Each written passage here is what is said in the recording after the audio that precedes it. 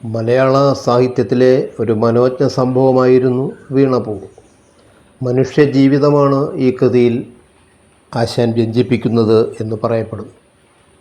ഒരു മനുഷ്യജീവിതത്തിൻ്റെ ആരംഭം മുതൽ അവസാനം വരെയുള്ള സംഭവബഹുലമായ ജീവിതം വീണപൂവിലൂടെ വായിച്ചു പോകുന്ന ഒരാസ്വാദകന് ബോധ്യമാവുകയാണ്.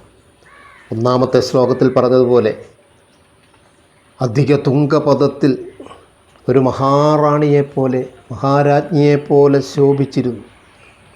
ആ ഉന്നതമായ പദവിയിൽ പരിശോഭിച്ചിരുന്ന പൂവ് ഒരു ചെറുതെന്നലേറ്റ് അടർന്ന് ഇളമേൽ കിടക്കുകയാണ്.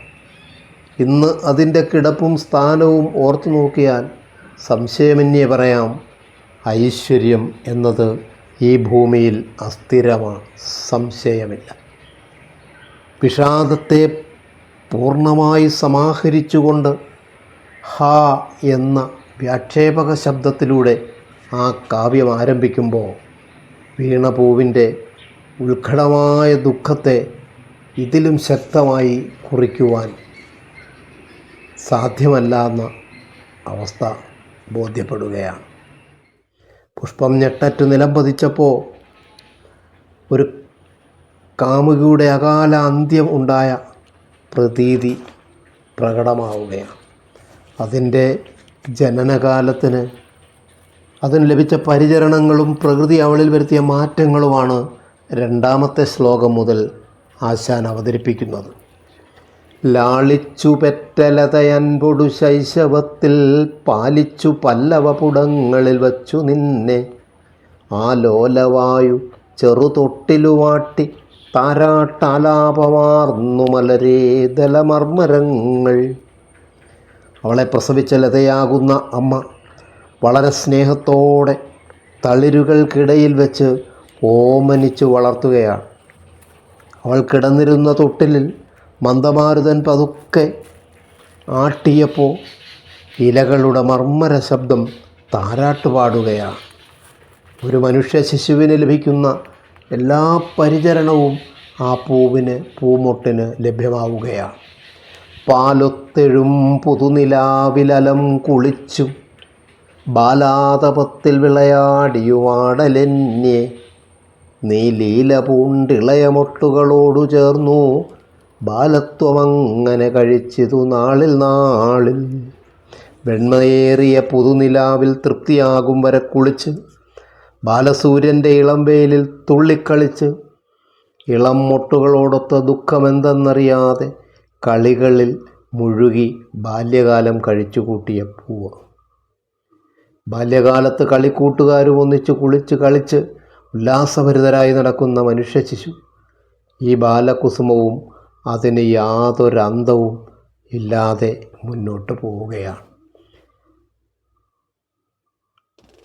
ശീലിച്ചു ഗാനമിട ചേർന്നു ശിരസ്സുമാട്ടി കാലത്തെഴും കിളികളോടത മൗനമായി നീ ഈ ലോകതത്വവും അയേ തെളിവാർന്ന താരജാലത്തോടുന്മുഖതയാന്നു പഠിച്ചു രാവിൽ.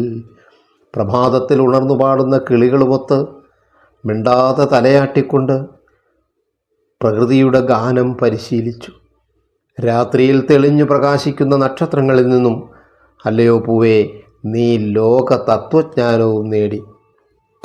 നക്ഷത്രങ്ങളുടെ നേരെ തല ഉയർത്തി നിൽക്കുന്ന പൂവ് അതിൽ നിന്ന് ലോക തത്വം ഗ്രഹിക്കുകയാണ്. ആകാശത്തിലേക്ക് തല ഉയർത്തി നിൽക്കുന്ന പൂവിൻ്റെ ആ മനോഹാരിതമായ നിൽപ്പ് ആശാൻ്റെ വർണ്ണനാ പാടവത്തിൻ്റെ തെളിവാണ്. അങ്ങനെ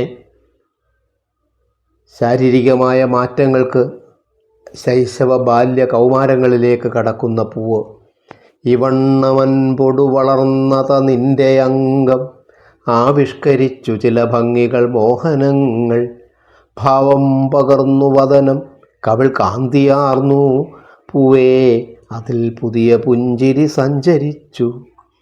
ആരോമലാവഴകു ശുദ്ധി മൃദുത്വം ആഭ സാരള്യമെന്ന സുകുമാര ഗുണത്തിനെല്ലാം പാരിങ്കലേതുപമ ആ മൃദുമയിൽ നവ്യ താരുണ്യമേന്തിയൊരു നിന്നില കാണണം താൻ. ഇപ്രകാരം വളർന്നു വന്ന ആ പൂവിൻ്റെ ആകർഷണീയമായ ഭംഗി ഇണങ്ങിക്കൂടുകയാണ്. മുഖത്തിൻ്റെ ഭാവം മാറുന്നു. കവിൾ കാന്തി കൊണ്ട് നിറയുന്നു.